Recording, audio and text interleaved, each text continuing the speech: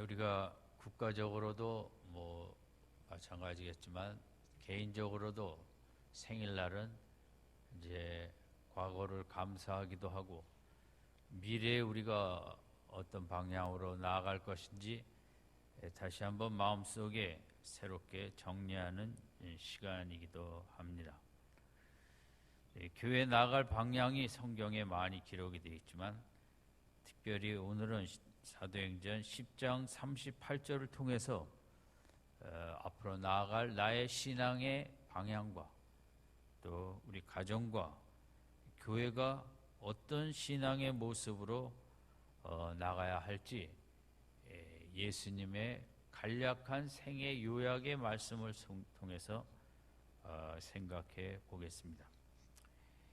38절은 예수님의 사역의 내용과 또 사역의 태도와 사역의 이렇게 근원과 결과를 우리에게 보여주고 있는데, 첫 번째 생각하고자 하는 것은 예수님이 이 땅에 오셔서 사역하는 모습, 태도, 자세를 우리가 찾아보겠습니다. 그것은 이 38절에 있는 단어 중에 저가 두루 다니시며 이 부분에서 우리가 생각을 할 수 있습니다. 우리가 아는 대로 예수님은 한 곳에 머무르지 아니하시고 이 마을에서 저 마을로, 저 마을에서 또 다음 마을로 부지런히 이렇게 옮겨 다니시면서 사역을 하셨습니다. 두루 다니셨다라는 이 말, 간단한 말 같지만 예수님의 그 사역에 임하는 태도, 자세, 근본적인 모습을 우리에게 보여주고 있습니다.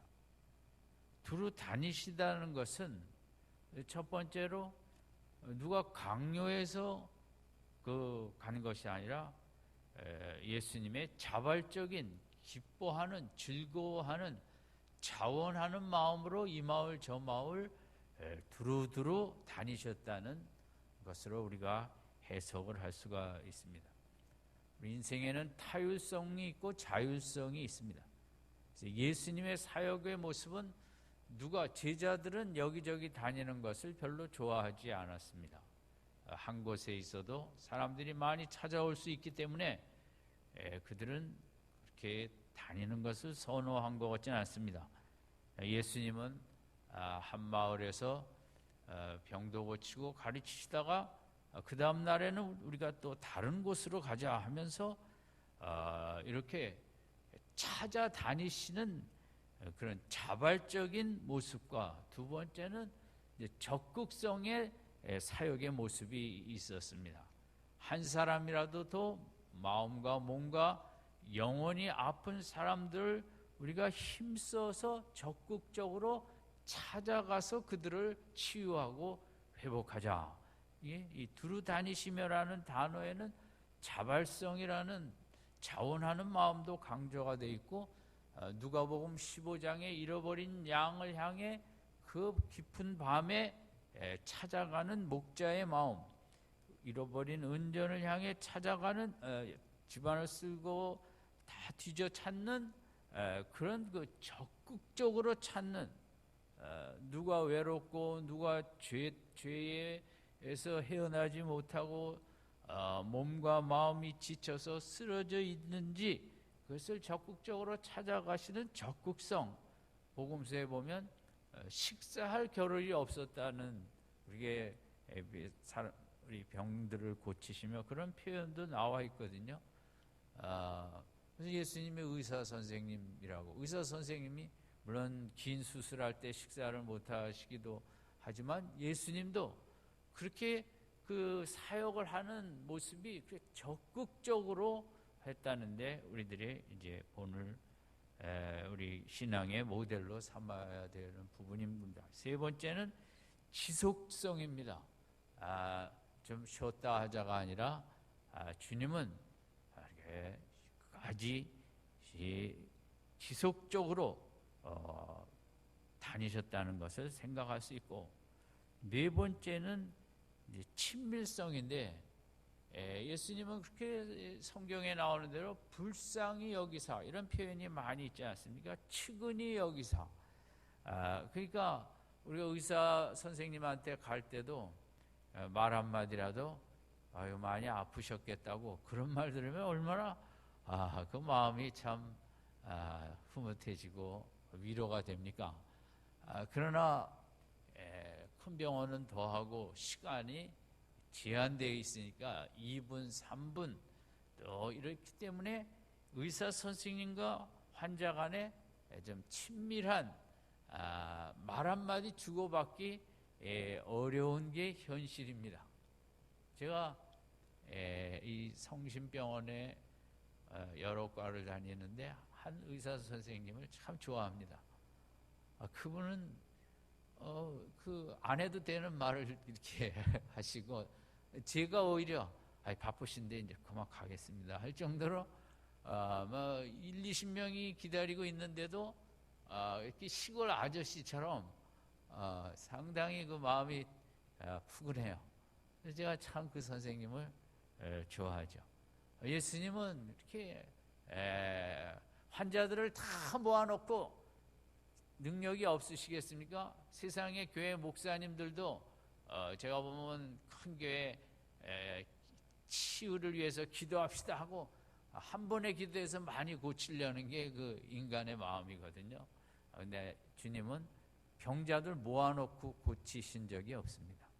대개 한 사람 한 사람, 때로 눈 못 보는 소경을 손을 붙잡고 마을을 한 바퀴 다니면서 그렇게 친밀하게 나를 꼭 의지하면 된다고 손에 땀이 나도록 대부분의 환자를 고칠 때 만져주시기도 하고 손을 붙잡아 주시기도 하는 예수님의 사역은 다 모아놓고 한꺼번에 기도해서 단합시다가 아니라 한 사람 한 사람과의 그런 깊은 사랑의 관계, 친밀한 관계를 나타내는 이제 따뜻한 마음으로 치유하셨다, 사역하셨다.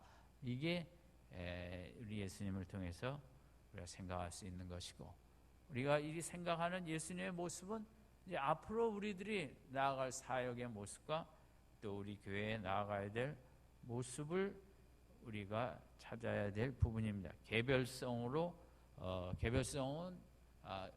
친밀성과 마찬가지로 대부분은 1대1로 만나셨다는 것이 주님의 그 크신 능력으로 얼마든지 10명, 20명, 100명 모아놓고 한순간에 병을 다 고칠 수도 있었지만 주님은 이렇게 1대1의 인격적인 만남을 통해서 고치셨다는 예수님의 사역의 그 모습, 사역의 태도, 자세, 이것이 이제 우리 믿는 사람들이 이 시대에 많은 지치고 피곤하고 쓰러지고 상심하고 낙심한 우리 주위의 인생들을 향하여 가져야 될 바람직한 모습이고, 또 교회에 우리에게 이런 모습이 필요하다고 생각합니다.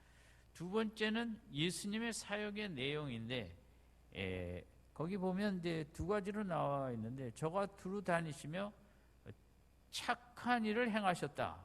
우리 38절 같이 읽겠습니다. 시작.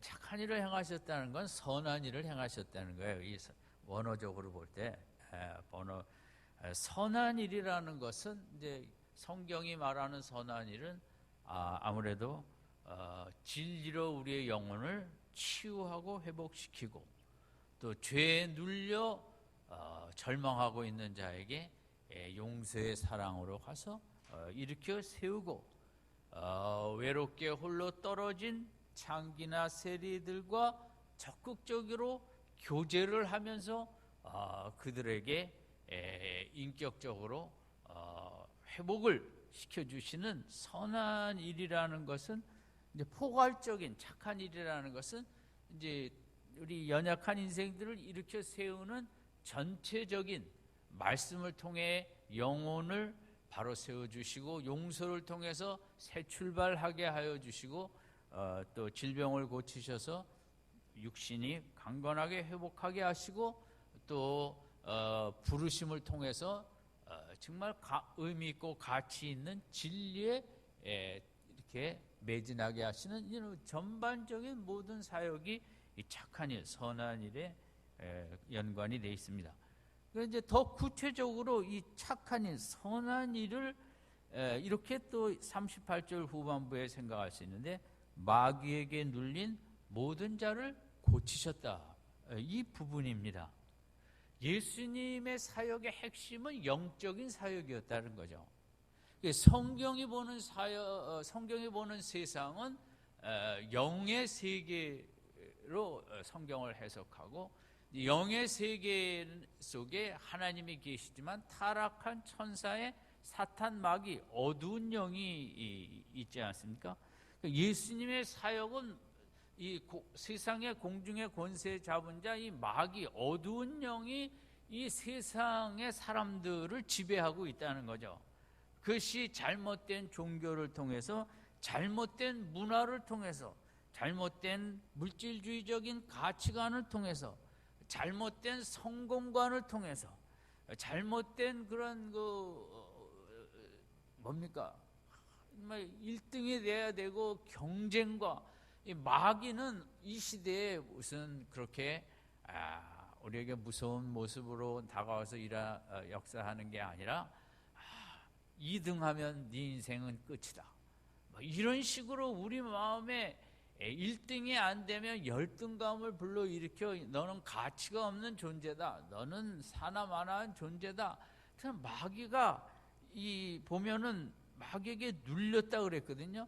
근데 마귀는 뭘 갖고 인생을 눌리는가? 종교를 통해서 우리를 누릅니다. 너는 선한 행위가 있지 않냐? 교회를 다니면서 네가 뭐 기도를 한 게 있냐? 언제 봉사를 한 게 있냐? 뭐 이런 식으로 그런 어떤 걸 갖고 우리를 너는 구원받을 자격이 없고 하나님의 자녀도 아니다 하면서 우리를 마귀가 누릅니다. 잘못된 이 시대의 문화, 요즘은 무슨 물건을 안 갖고 있으면 바보로 생각하게 하는 성형 수술을 하지 않으면 무슨 그것도 온전치 않게 하는 이런 세상의 문화, 경쟁의 극심한 경쟁 속에 뒤처지기만 하면 너는 바보 멍충이다. 그렇게 마귀가 우리 마음을 눌러대는 거죠. 그래서 이 누른다는 말은 그 원어적으로 거칠게 대한다 이런 표현으로 해석할 수도 있고 억압한다, 착취한다. 우리 인생을 막 정말 착취하는 거예요. 우리 마음에 좋은 그런 꿈과 소망을 다 빼앗아가 버리고 누르는 거죠. 그리고 또 우리를 저주한다라고도 해석할 수 있고 우리를 증오한다. 근데 그 메시지라는 영어 성경에는 이제 이 누른다는 말을 beaten down, 그러니까 때려 눕힌다라는 말로 번역을 했어요. 마귀가 우리를. 저는 너무 참 마음에 와닿았어요. 마귀가 하는 일은 뭐냐? 우리를 때려 눕힌다는 거죠. 그래갖고 그냥 누워서 꼼짝도 못하고 나는 끝이고 나는 사람 안 하고 내 인생에 무슨 소망이 있겠나. 정말 한 대 맞아 방바닥에 누워있는 것처럼 마귀가 인생을 때려 눕혀 그냥 그러기 상태로 자빠져 있게 하는 오죽 유진 피터슨이라는 분이 번역을 그렇게 했을까요? 비튼 다운으로. 마귀가 하는 일은 우리를 때려 눕히는 것입니다. 힘을 빼고 소망을 갖지 못하고 생기를 갖지 못하고 일어서지 못하도록. 그래서 당시에는 유대교라는 종교를 통해서 이것도 네가 법을 지키지 않았지, 저것도 안 지켰지, 그런 바리새인들을 통해 그 당시 사람들이 정말 구원의 확신을 하나도 가질 수 없고 하나님은 나를 절대 사랑하지 않으실 거야 라는 믿음을 갖게 하는 그런 마귀의 강력한 역사. 이 시대에는 그런 이상한 문화를 통해서 이쁘지 않으면 살 가치가 없는 것처럼 우리나라는 그렇게 많은 그런 외모지상주의를 통해서 우리를 때려 눕히고, 명품을 갖지 않으면 바보로 때려 눕히고, 1등만 못하면 인생에 앞날이 없는 것처럼 우리를 때려 눕히는 이런 인생들.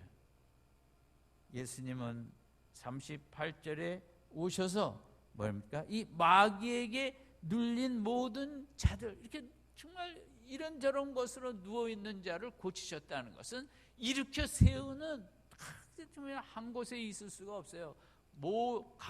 모든 곳에 이런 인생뿐이니까 다 두루 다니시면서 여기 가서 일으켜 세우시고 저기 가서 일으켜 세우시고, 우리도 언젠 지난 과거에 그렇게 누워있을 때 세상 문화에 매맞고 눕고 세상 이런 저런 거에 부모님의 주신 상처로 인해서 이렇게 누워있을 때 예수님이 찾아오셔서 우리를 일으켜 세워주셨던 줄로 믿습니다.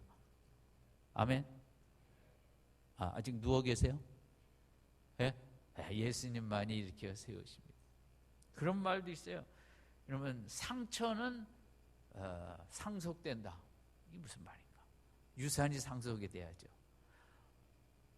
엄마 아빠가 그 자기의 부모로부터 받은 상처를 그것으로 치유하지 못하고 계속 발산하면서 자식에게 상처를 또 유산으로 주는 거예요. 요즘 상담자들이 하는 얘기들이에요. 제일 무서운 게 상처가 유산으로 상속되더라는 것입니다. 인생이 이렇게 딱한 거. 이 시대에 암보다 더 무서운 게 말이라는데, 대개 암 때문에 사람이 죽지는 않는데 병원에 가서 암입니다. 그 말 들으면 이제 죽는다. 그 마음이 무너져갖고 눕는다는 거죠. 암이야 뭐 이렇게 저렇게 회복할 수 있는데 그 말 한마디, 당신은 암에 걸렸습니다. 그 말이 나를 이제 못 일으켜 세운다는 거거든요. 인생이 그렇게 잘 쓰러져요. 그렇게 잘 그냥 자빠지는 거예요. 인생이 말 한마디에, 남편의 말 한마디에, 아내의, 직장 상사의 말 한마디에, 교회에서도 얼마나 우리가 말로 상처를 주고받습니까? 이 시대는 트라우마 시대예요. 얼마나 트라우마가 많은지. 육체적인 어떤 상처보다 마음의 상처가 더 무서운 시대예요. 마음의 상처는 왜냐하면 자꾸 반복적으로 생각하기 때문에 그렇습니다. 가족 안에 이루어진 일, 그 세상적으로도 우리가 끔찍한 사고들이 많지 않습니까? 그거 너무 생각하면 안 됩니다. 나에게 나타났던 일이든 세상에 일어났던 일이든 그 끔찍한 사고를 자꾸 생각하면 뇌의 기능이 망가지게 돼 있다는 거. 그 우리가 작년에도 세월호 사건을 너무 생각하다 보니까 전부 다 우울증이 걸리는 거예요. 물론 생각을 해야죠. 그 개선점을 찾고 뭘 해야 되지만 너무 그런 그 아픈 사건에 대해서 쉬지 않고 그것만 생각하면 정신이 이상이 된다는 거죠. 인간의 뇌는 내 일이 아니야, 남의 일이라도 우리가 참 생각을 잘해야 돼요. 그래서 정말 예수님만 생각해야 되고 십자가를 많이 생각하지 않으면 이 시대 자식 생각만 해도 속상하고, 남편 생각, 아내 생각, 부모 생각, 정치하는 사람들 생각, 무슨 생각, 내 마음을 아프고 쓰러지게 하는 생각들이 세상에 가득해요. 저도 그것을 이기고자 목사니까 그러는 게 아니에요. 저도 살기 위해서 예수 생각을 많이 합니다. 그런 은혜가 있길 바랍니다. 아멘. 제가 목사라서 예수님만 생각하고 그런 거 하나도 없습니다. 저도 인생을 정말 쓰러지기 싫어서 누워서 그냥 꼼짝하기 싫고 좀 살고 싶어서 예수 생각하고 십자가 생각하는 거지. 제가 직업이 목사라고 이런 목사나 여러분이나 쓰러뜨리려는 근심, 걱정, 염려 이런 건 다 똑같이 많습니다. 오히려 목사가 더 많습니다. 사실 힘 빼는 거는. 저는 사실 개인적인 얘기지만 어떻게 19주년 자리에 제가 여기 서 있는지도 잘 모르겠어요. 중간에 우울증에 걸려서 제가 쓰러져 버렸어야 되는 거예요. 여러분, 가정에도 어려운 일이 많이 있지만 우리 교회라고 여기까지 오는데 뭐 늘 편안하게만 왔습니다. 저는 제가 참 19주년까지 와서 살아남았다, 그냥 너무 자랑스럽습니다. 그래서 건축하면서 또 좋은 고생을 했어요. 내가 그걸 다 이기고 아직도 살아있구나, 아직도 이렇게 목회를 하고 있구나. 이제 개인적으로는 이제 참 감동이 크죠. 그러나 어쨌든 정말 이 마귀는, 저는 세상보다 교회에서 마귀가 더 역사한다고 생각합니다. 여러분 믿거나 말거나. 교회는 말을 쉽게 하는 데거든요. 세상보다 오히려 어떻게 보면 어쨌든 이렇게 저렇게 눌림을, 마귀는 이제 38절에 있는 대로 마귀에게 눌린 모든 자, 이거는 세상의 이데올로기나 뭐 차기 대통령이 할 일이 아닌 거죠. 경제 관료들이 할 일이 아니라 정명훈 씨 같은 예술 음악으로 할 일도 아니고 어떤 그림 작품으로 할 일도 아니고, 이 시대에 이 마귀가 눌리고 넘어지게 해서 어찌할 바 모르는 인생을 살릴 수 있는 길은 예수밖에 없는 줄 믿습니다. 아멘. 예수 생각하는 것 외에는 내가 살 길이 없어요. 그분의 사랑과 십자가의 그 기쁘신 뜻, 그분으로 인해서 열린 천국, 영생, 이거 없이는 우리 일어설 수가 없어요. 돈 좀 번다고 일어섭니까? 그 돈이 또 오래가지도 않을 경우도 많고, 돈이 있으면 있는 대로 또 눌려야 되는 게 인생이죠. 세 번째, 그냥 예수님이 이렇게 귀한 마귀에 눌린 자를 고치신 사역의 근원은 뭐냐? 38절 전반부, 하나님이 나사렛 예수에게 성령과 능력을 기름 붓듯 하셨음에, 이 부분이거든요.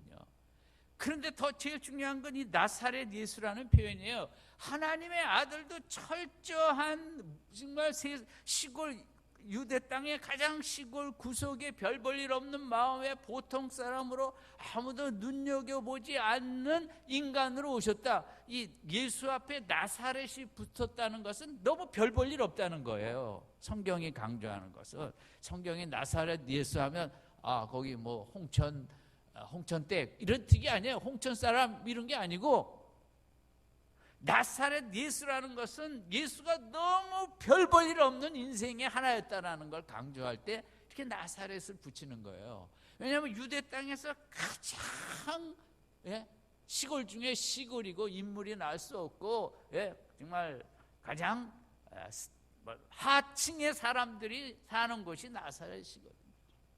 그래서 나사렛이라는 것을 붙는 것은 좋은 칭찬의 표현이 아니라 정말 예수님이 얼마나 아무것도 아닌 인생이었느냐, 그걸 강조하는 게 나사렛 예수라는 표현이에요. 근데 문제는 출신이 어떻든 성분이 어떻든 부모가 별 볼 일 없든 뭐가 없든 이 나사렛 예수가 이렇게 두루다니며 착한 일을 행하시고 마귀에게 눌린 모든 자를 고치셨는데, 그 근원이 이 별 볼 일 없는 연약한 인생으로 오셨지만 하나님께서 성령과 능력을 기름 붓듯 하셨다. 그러다 보니까 그런 보통 사람들도 성령과 능력을 받으니까 이렇게 영광스러운 사역을 예수님이 하게 되었다. 이 말씀은 뭡니까? 예수님의 사역의 근원을 밝히지만 오늘 우리에게 적용되는 말씀이라는 거죠. 내가 출신이 어떻든 공부를 어디까지 했든 뭘 배운 게 뭐든 뭘 했든 우리에게 앞으로도 하나님께서 나사렛 예수에게 부으신 것처럼 성령과 능력을 기름 붓듯 하시면 우리가 착한 일, 선한 일을 할 수 있고, 우리 가족과 내 주위와 구역과 세상 속에 마귀에 눌린 자들을 내 힘으로 할 수 없지만 하나님이 부어주시는 성령과 능력을 기름 붓듯 받음으로 부음으로 말미암아 우리도 38절의 역사를 하게 될 줄로 믿습니다. 우리 교회에 나아갈 길입니다. 우리 교회는 뭐 다른 목표는 없다고 생각합니다. 우리 교회에 무슨 어떤 저는 비전도 없고 꿈도 안 갖고 있습니다. 저 말씀 속에 찾아갈 뿐이고 38절이 앞으로 미랄교회 나갈 방향이고 이제 20년이 가까이 와서 학개서의 이전 영광보다 나중에 영광이 더 크리라. 우리가 38절을 붙잡고 따라갈 때 정말 마지막 시대에 귀한 하나님의 빛을 발하는 우리 미랄교회가 되어질 줄로 믿습니다. 여러분 38절은 예수님이 얘기지만 이게 우리 얘기가 되어져야 된다는 게 하나님의 뜻입니다. 예수님에게 그런 별 볼 일 없는 인생으로 오셨지만 이렇게 성령과 능력을 물붓듯이 부으시니까 그렇게 귀한 사회와 나라와 많은 사람을 위해서 소중한 일꾼이 되었던 것처럼 우리도 그래서 예수님이 새벽마다 기도하시고 밤낮도록 기도하시고 가만히 있어서 된 게 아니라 그렇게 성령의 능력을 사모하며 기도했더니 성령의 능력을 받아서 이런 착한 일, 선한 일, 마귀에 눌린 자들을 고친 이런 영광의 삶을 사셨더라. 우리도 기도해서 성령을 받으면 38절을 반드시 살게 될 줄로 믿습니다. 우리 미랄교회도 할 일은 뭐냐? 지금은 더 큰 교회가 문제가 아니라 정말 성경적인 교회, 더 영적인 교회가 되는 게 우리의 최고의 꿈이고 38절을 앞으로 이뤄내는 우리 미랄교회가 될 수 있도록 일어서는 이 창립 19주년의 아침이 되시길 바랍니다. 하나님은 예수님에게 축복을 주셨듯이 우리에게도 이 귀한 복을 넘치도록 주실 것입니다. 나도 38절을 살아야겠다. 예수님이 사신 것처럼 38절을 따라해 가야겠다. 아멘. 이번 주간도 성령 집회로 나와서 기도하며 내가 살 길은 성령의 능력을 받는 길밖에 없다. 세상은 그저 여기서 때리고 저기서 때리고 나를 그저 눕히려고 마귀가 이 모양 저 모양으로 역사하는 내가 일어설 수 있는 길은 나에게 있지 않고 기도해서 성령의 능력을 받아 일어서야 내가 귀한 인생길을 걸어갈 수 있다고 이번 주간 다시 일어나서 기도하며 38절을 표대로 해서 새 출발하는 우리 미랄교회 모든 성도님들 되시기를 주님의 이름으로 축원드립니다. 기도하겠습니다.